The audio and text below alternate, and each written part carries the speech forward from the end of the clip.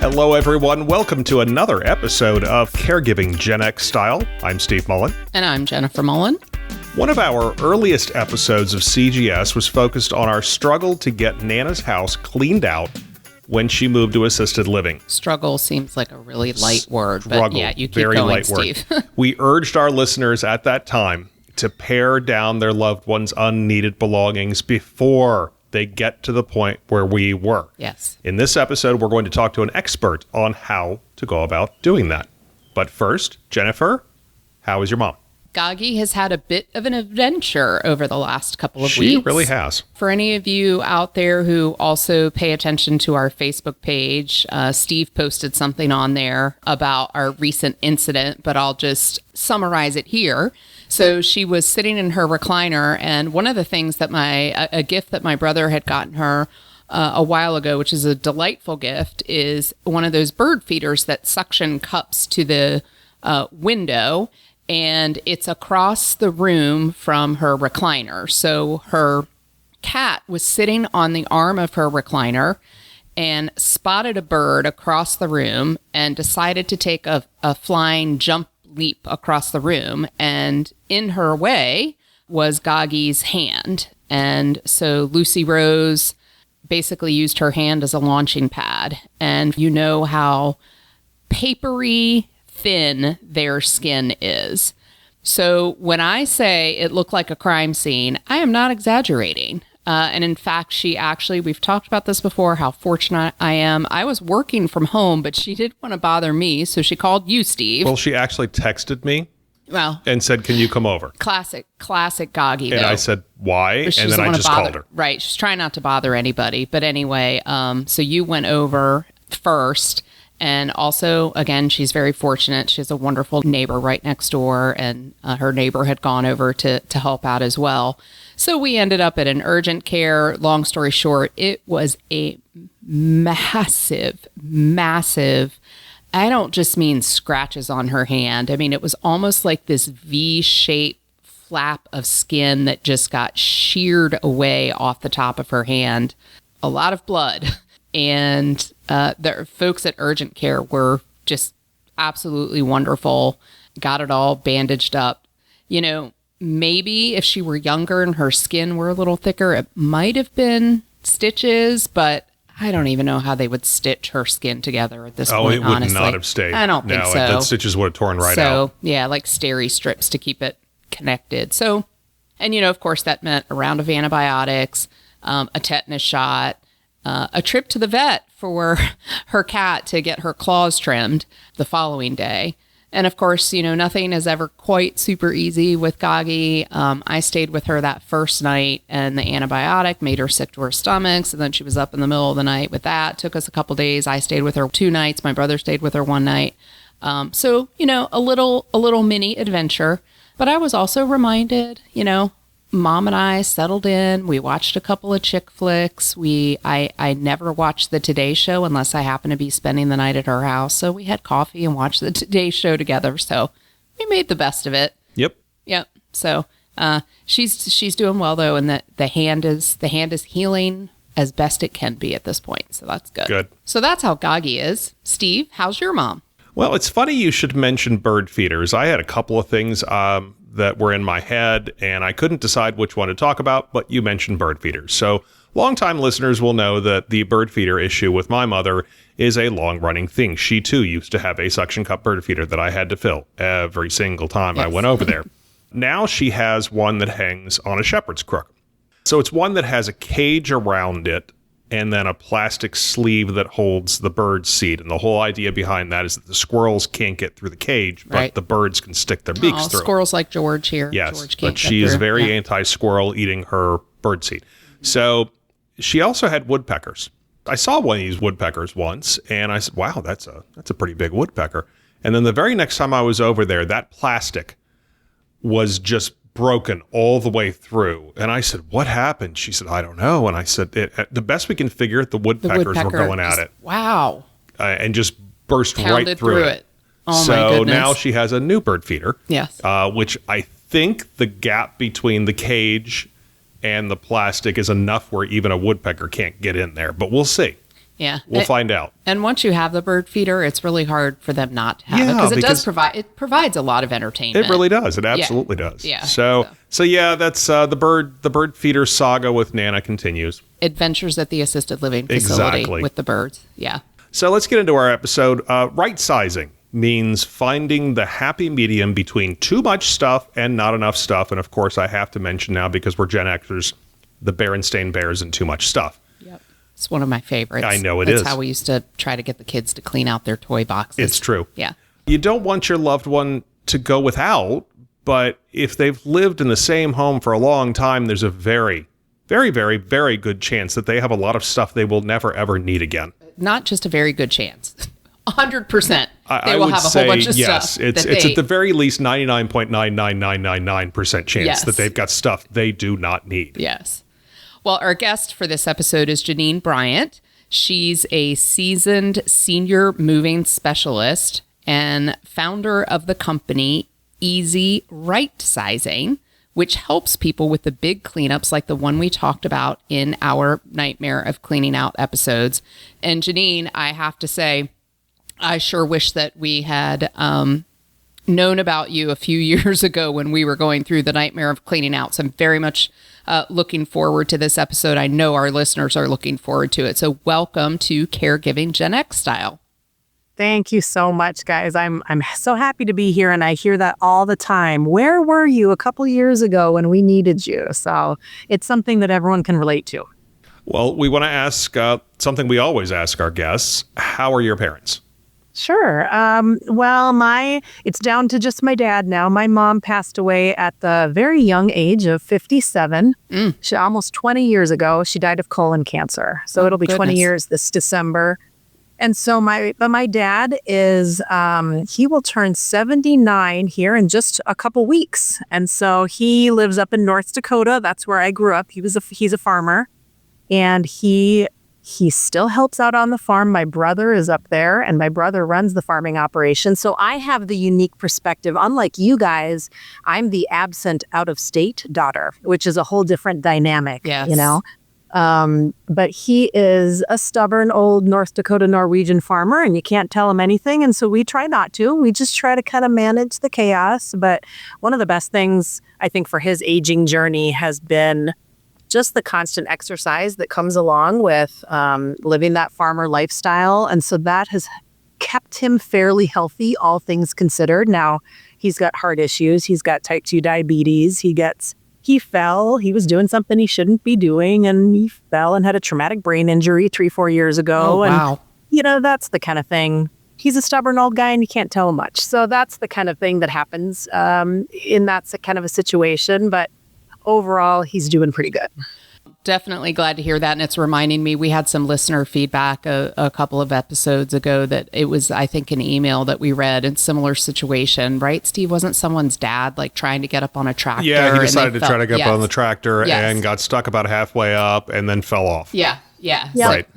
Yes. That sounds familiar. Right. I mean, it's such an interesting, and in fact, speaking of falling, I don't want to get too far off on a squirrel moment, but our good friends who we just saw recently, his mom is very, very, very short and has a step to get up on the bed, and actually just, fell off the step just trying to get into bed. They're still living independently, but it's a lot of those types of things that you have to deal with. It's wonderful that they are still living independently. And I mean, fantastic that your dad is still out and about on the farm, probably getting a lot of fresh air and sunshine and a lot of good things, but definitely hazards along the way.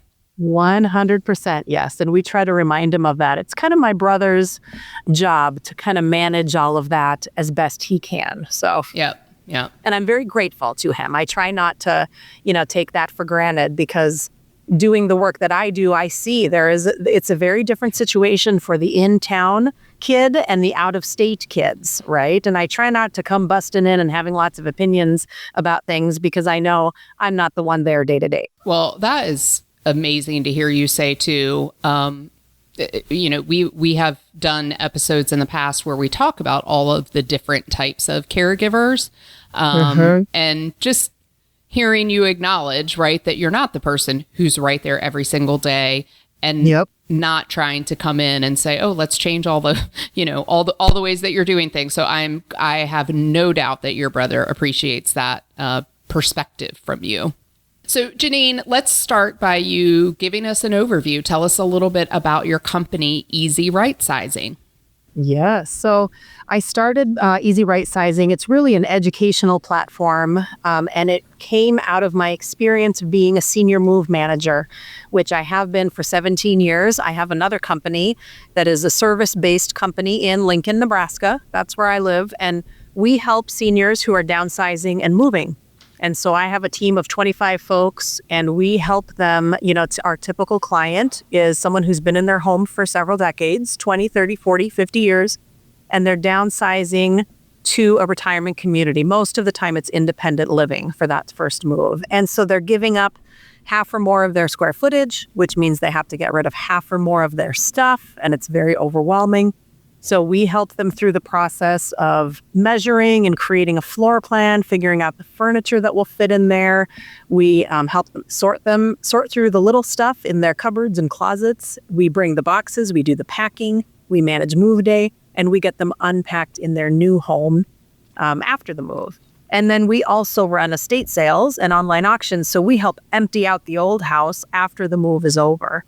And so I've been doing that for 17 years, and I would frequently get phone calls from the western part of Nebraska or from other states who heard about my company, and they would call and they'd say, can you help my parents? They live in Missouri. And I just hate telling people no, but of course I did have to tell them no because you don't want to pay for my team to travel, to your mother or father's house and help you. But I thought, I could still help folks if I could write out all of my best advice, right? I could tell you how to do it. I just can't do it for you. And so that's when the idea for Easy Rightsizing was born. And so I've self-published a few books through Amazon, kind of just going through the process of right sizing and some of the common topics and struggles that come up with that. And then we also have lots of blog articles, downloadable worksheets, videos, all that kind of stuff to go along with it, because it is something that nearly every family will face at some point, that process of emptying out a home, either because someone's moving or because someone has died. And at some point, all of our homes will have to be emptied out. And one of the books that I wrote is called Keep the Memories, Not the Stuff. And the first line in it says that, everyone will die and their stuff has to go somewhere. Right. And so figuring out where that stuff goes to is a really big problem. And I think it's a fascinating subject, which is why I love having Easy Rightsizing as a platform to really delve into all the different aspects of it. Yeah, it's so neat. I love hearing all of the different things you do. And in fact, as you were saying something, I saw the longing in Steve's eyes. I know he wishes that we had known about you years ago when you were talking about drawing the floor plans. That really got me because that's something I had to figure out how to do on my own. And I mentioned in the episode, and actually I mentioned in another episode when we moved my mother to her next assisted living, her second assisted living, I'd figured out a system with graph paper. And it was not precise, but it gave us at least an idea. And without that, we would have had no clue what was going to fit. Yeah. Yeah. I love hearing, Jeannine, that you sort of, it's like moving in a box, downsizing in a box. I mean, Easy Rightsizing, right? It's the perfect name, but I love that. So much of what you do is help people downsize a home because their elderly loved one is moving. That's what you were just talking about. But we want to first talk about right-sizing before it gets to that point. If someone wants to start that process maybe years before a big move would happen, what's the first thing you'd suggest? Yeah. And I think everyone should. I think it's our responsibility, to confront our possessions later in life, right? We acquired all these things. We bought them. We found them. We inherited them, whatever. I think it's our job to confront them and to decide what's going to happen. That I'm sure you guys have mentioned the Gentle Art of Swedish Death Cleaning book before. And I really think there's such wisdom in that. I think, everyone can pick an age. You pick an age. It might be 75. It might be some other age. But I think when all of us reach a certain age, we should be really intentional about letting go of stuff we're not using, we don't need, we don't love. Because the fact of the matter is there's other people in our community who could be putting that stuff to use, but not while it's sitting in your house, right? So I think when it feels overwhelming, the first step that I always tell people to start with is just take a tour of your home. Okay, don't even do anything yet, but start at the top. If you have multi-levels in your house, start at the top. Start in one room, left to right, top to bottom, open every closet, every cupboard, look in every drawer. Just familiarize yourself with what is in your house, because you would be shocked at how many people actually have no idea what is in their house, right? There's cupboards that they haven't looked in for decades. And so I want everyone to just be aware of what is in the house. And from there, I think it's going to be pretty easy to identify the low-hanging fruit, right? Oh, yeah, all that camping equipment that's been down in the basement utility room for 15 years, we can get rid of that. We haven't used that forever, right? Or the Christmas decorations that haven't been put up for the last couple of years or whatever. I think that's a nice, safe place to start by just taking a tour of the home. I love that idea, and I love it, especially as I'm sitting here looking at my husband across the dining room She's staring table, daggers at me. because I definitely feel like this is something we need to do. We're years away from that, but yeah, I've said to him many times before, I don't want to leave a bunch of stuff for our kids to have to clean out. They'll be fine. I also think you mentioned the book, The Art of Swedish Death. What is it? Yep. Say it again. I think it's The Gentle Art of Swedish Death Cleaning. So it's so funny that you mentioned that, because I was just traveling last week with a coworker, and we had a rather long car trip and had a lot of time to talk, and somehow the subject of that book came up. I had never heard it before, so now I've heard it twice in the last week. I'm definitely going to have to read it.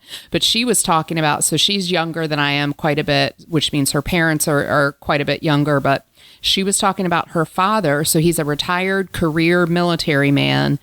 He has several different collections, and she said he collects like model fire trucks, and he has 1,000 of them. Oh my. In their basement. And then she said there's two other collections that he has, and she said their basement is basically like this, museum. And she's like, I just know someday I am going to be trying to my sisters and I are going to be trying to figure out what to do with 1,000, model fire trucks. Like, who's even going to want those? Right. Having a collection is great and fun, and it serves a purpose. But I do think that, there is kind of a responsibility to dismantle that collection at some point as well, because it is a burden to inherit that. Yes. We often find, because we run estate sales in my business here in Nebraska, we hear a lot from people who want to sell it all as one collection. And what I tell folks who want to do that is that it's a lot more fun to build a collection than it is to have a collection. Yes. And so there are very few people who are going to want to buy 1,000 model fire engines, right?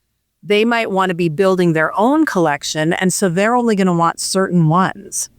And when I work with a client who's downsizing, okay, if that person were to be moving to a retirement community, he can't bring all 1,000 fire engines with him, but he can pick his favorite 10 or 20, right? And we can figure out a way to display those in the new home. And then you figure out, okay, count how many kids he's got. Each kid gets 10. Each grandkid gets 5. You can start distributing some of those collections amongst family members, and then you can sell the rest, because you've kept, here's my tagline is always keep the best, let go of the rest. Oh, I love that. If you've kept the best of the collection, then letting the rest of it go doesn't hurt quite so much. Right. And we've talked many, many times in this podcast about my mother's collection of 75 teapots. She started collecting when she was 12 years old, and they're absolutely beautiful. But, again, this is another example. It's not 1,000 fire trucks, but it's 75 teapots. And in my head, I figure, well, when she passes, all the family members, like you said, will get a few if they want them. Or just one. Or just one of their favorites. And then the rest will probably go into an estate sale. It's about all I can think to do. Yep. Yeah. Yeah. And I think it's really, I love what you said too about the collections and how you have people who maybe want to sell the whole collection. And, it's important to remember that, I might have a collection that I value, at a certain level.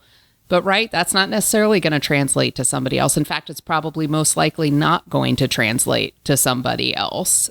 No, because, what you value is the experience of building that collection and all the fun you had throughout the years. And you remember, oh, I got this one here and I got this one here and I hunted this one down. And that's what makes it valuable to you. But if I were to look at your collection, I'd say, well, that doesn't mean anything to me. Yeah. And it's a good reminder of how much psychological stuff is involved in all of this, right? The letting go of the stuff, or to your point, like the collecting the stuff and the memories and remembering it. But yeah, that's not going to be somebody else's memory. And there's a lot of things all tied up in it sounds at the surface, right? You sell a house, you have an estate sale, you get rid of stuff and you move on, but it really is not, it's not that simple. So this is actually a really good segue. What do you think is the best way to handle, a reluctant elderly loved one? So maybe someone's got some mild to moderate, hoarder tendencies. Like my mother. Like your mom. Yeah, like your mom. And they don't want to give up their stuff. How do you work to get them on board? Well, one of the easiest ways, perhaps most effective, is to think about how you can bless someone else in your community with your excess, right? And sometimes hearing that from an outside, quote unquote, expert, instead of your adult daughter who's always bossing you around, right? That sometimes that message goes, is more, is better accepted, right? When it comes from someone else. How you can bless someone else with things that are being unused in your home. We work with a lot of people who say, well, I grew up during the Depression, or my parents grew up during the Depression, and we were taught not to waste. And something that I gently offer to them to consider is that if something is sitting in your home not being used, that is wasteful, right? And so let's get it out into the hands of someone who can use it. A phrase that I use that really, really resonates with, members of the silent generation, older folks in their 70s, 80s, 90s, is that you can't put 10 pounds of flour in a 5-pound sack. Right? And that's a phrase they've heard throughout their lives. And we're just obeying the laws of physics here, right? If you're moving to a 2-bedroom apartment, there's only so much that's going to fit in that apartment. So we need to make priorities and we need to make decisions and what is really worth taking up space and what is not. Because you can't keep everything, but you can keep some things. And we just want to identify what's most important to you so that you can keep that stuff. But that means the less important stuff has got to go. And so let's see who we can bless with some of that excess stuff. So once you collect all this excess stuff, I know you mentioned estate sales, but with this initial right sizing while they're still living in place, maybe there's not enough for that. What's the best way to get rid of this stuff? That's always the $1 million question. I mean, there's really only a few things that you can do with this stuff. You can sell it, you can donate it, you can give it away to someone, or you can trash it or recycle it, right? Those are the only 4 options, okay, if you're not keeping it. So how you can sell things, that depends. A lot of times your options are limited. You can have a garage sale.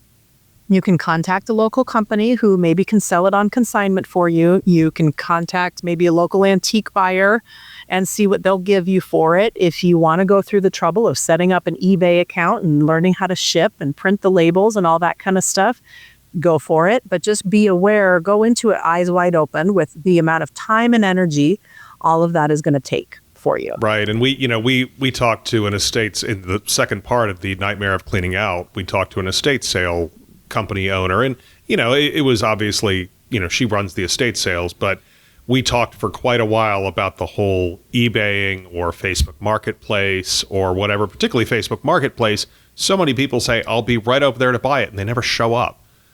There was a woman who lived next door to my mother when my mother lived independently, who was doing that because her mother had died, or I believe it was her mother-in-law had died not long before my mother moved. And she was over there every single day trying to meet people to sell this stuff, and it just wasn't working. And it's not worth it, right? I mean, what else could she have been doing with her time? Was she taking time off of work? I mean, your time and energy certainly are worth a lot. Yep. And so beyond selling, you can donate items and just find local charity shops that you feel good about donating to. And you can decide what makes you feel good about it. Maybe it's their mission, or maybe it's just that it's close to your house, right? And it's the drop-off place is easy. You can drive right up and take it out. You can give items away to family members, to friends, to neighbors.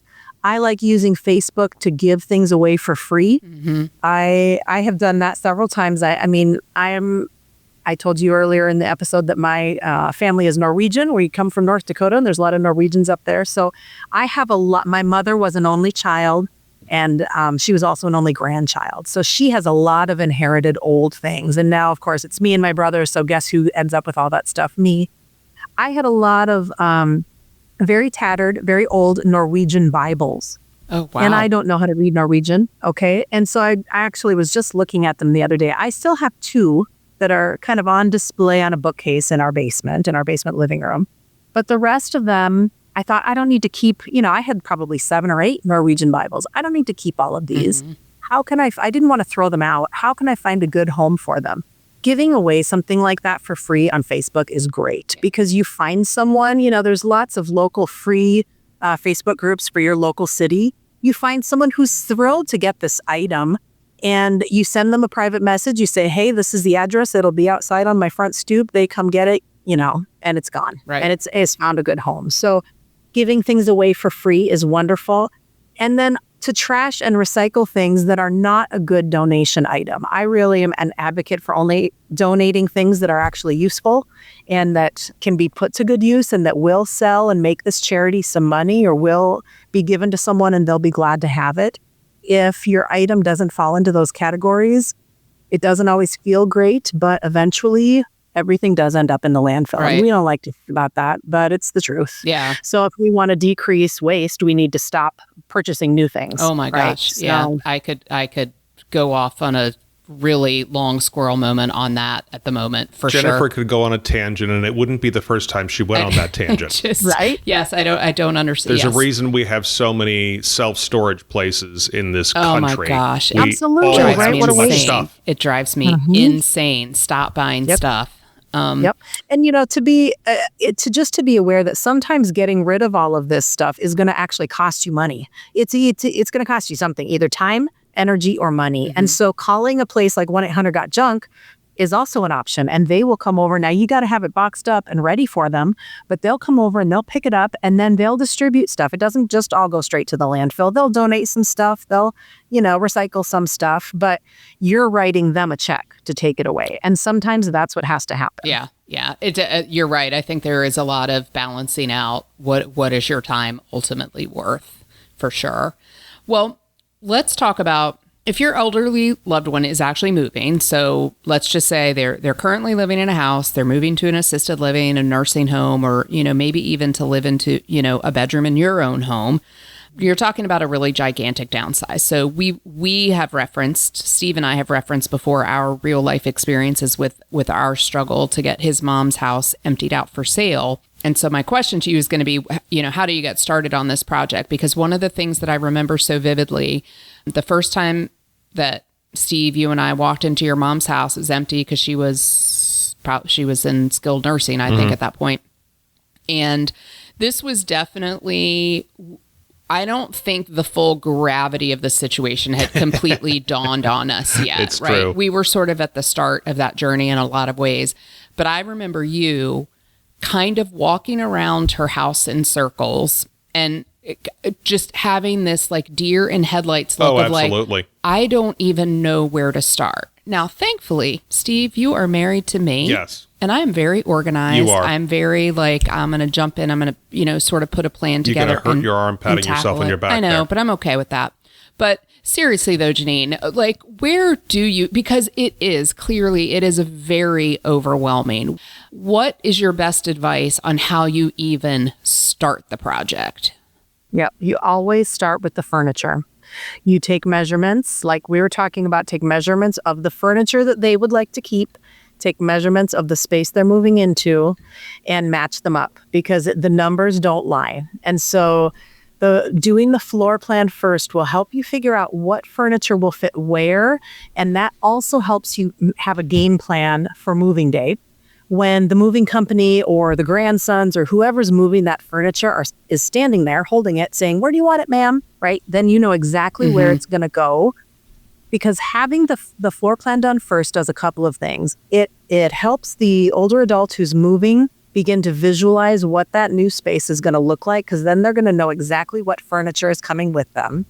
And then it helps everyone know, once you start sorting through the little stuff, the closets, the kitchen, the holiday decorations, the decor, the books, the knickknacks, where is that stuff going to go? So if you're sorting through books and you've already done the floor plan, you know there's only room for 2 bookcases in that new apartment. So guess what? We can bring 2 bookcases worth of books, and that's it.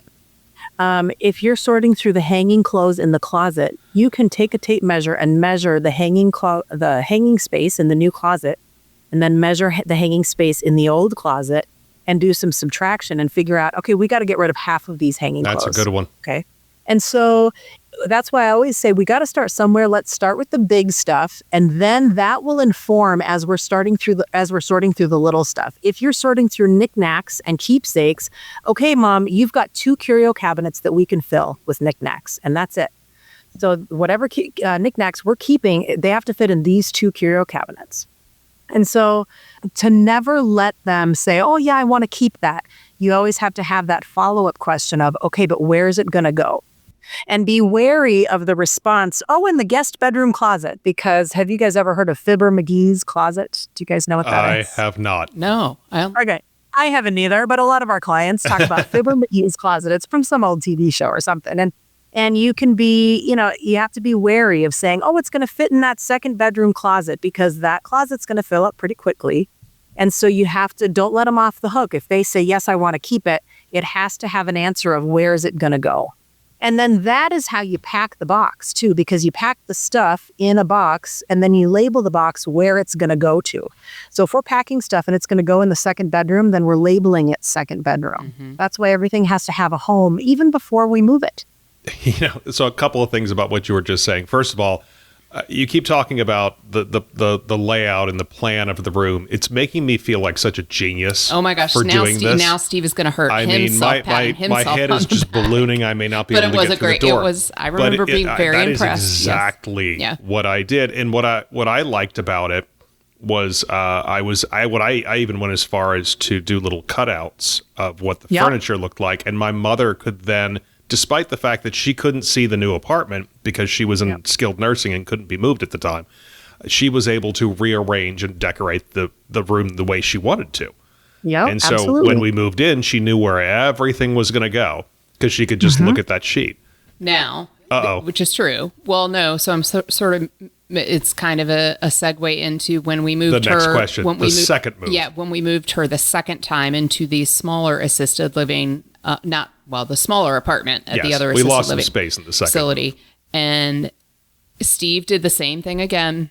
And there was 1 or 2 pieces in particular. I think it was 1. It was 1. It was my father's chest. That's right. Stand-up dresser, chest. She just was insistent that she was not getting rid of it, so Steve's dad passed away many years ago. And it was part of a set. 20-some years ago. It was part of a set.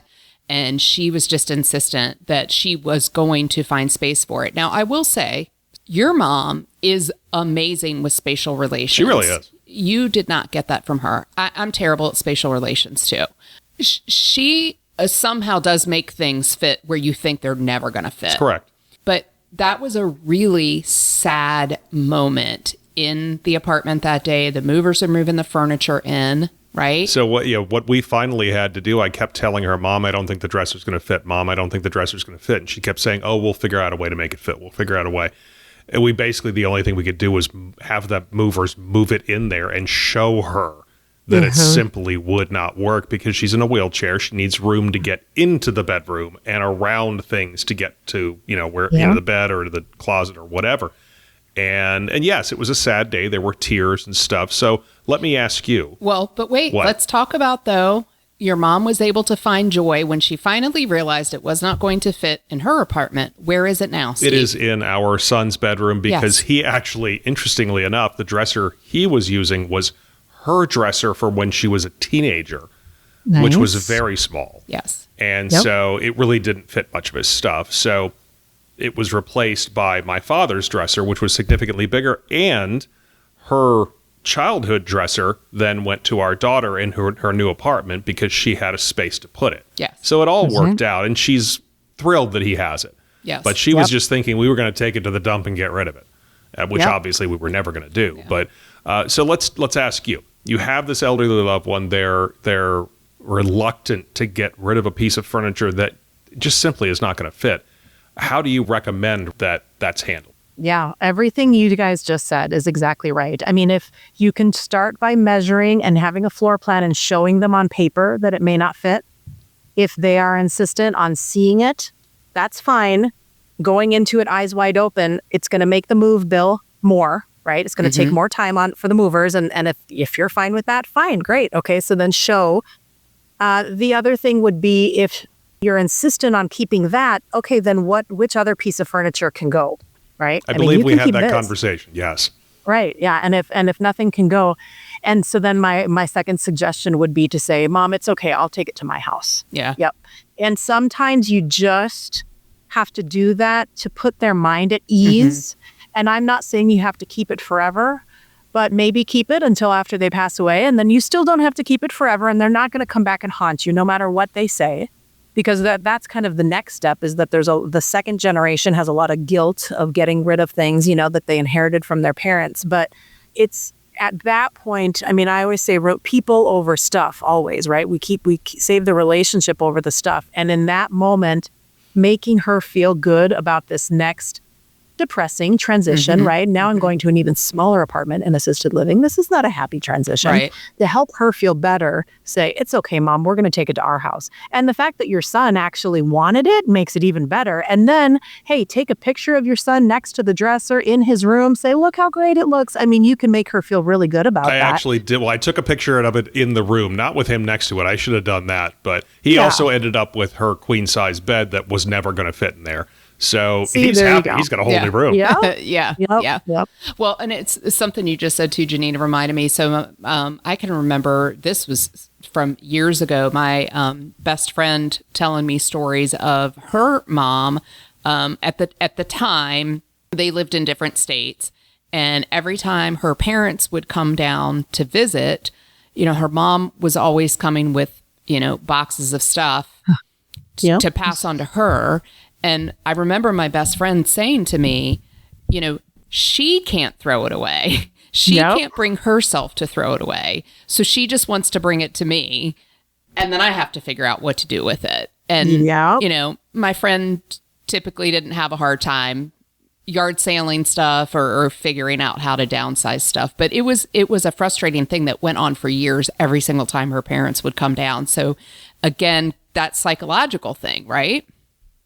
At least she can look at it another way. She's downsizing her parents' house little by little, right? She'd probably have to go through that stuff at some point anyway.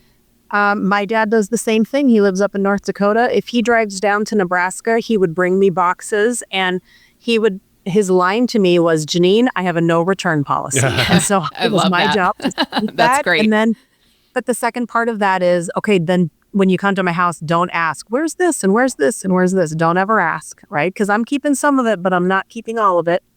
And that's okay. Yeah. Right. Yeah. So you mentioned on your website there are a lot of resources. You've got books, you've got articles, etc. Where can people find your website? Yeah, easyrightsizing.com. And we're also on Facebook and Instagram, so you can find us there as well. So, Jeannine, thank you so much for joining us. Founder of Easy Rightsizing. Thank you so much for being on the show. I cannot stress this enough. I truly, truly wish that we had found you as a resource several years ago. However, I still feel like I can put it to good use. Oh, wait.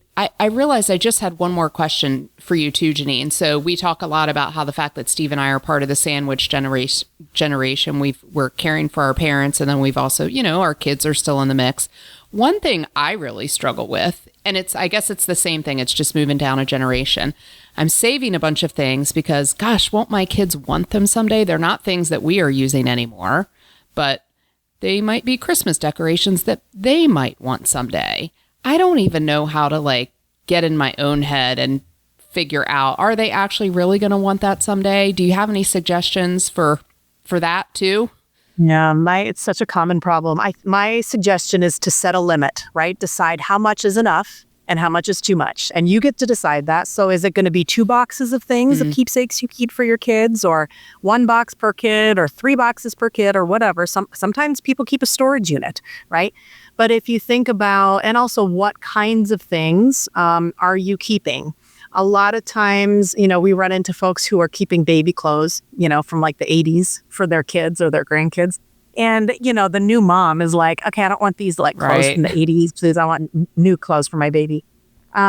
But also those keepsakes that you inherit, right? Your great-grandmother's vase.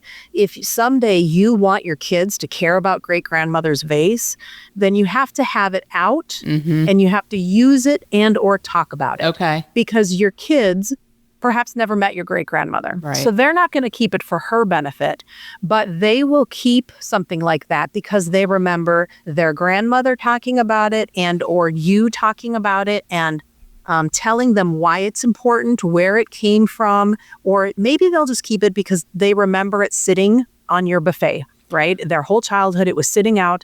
But if something is in a box in the basement, it's hard to love and it's not going to create any memories because memories come from experiences and relationships. You have just given me permission to pull some Jeannine. things out that Jennifer does not like me to display, which includes my grandmother's cookie jar that's shaped like a cat. It's just horrifying. And a little statuette that I remember, as you were just talking about, a little statuette that I always remembered being on my other grandparents' table in their front room.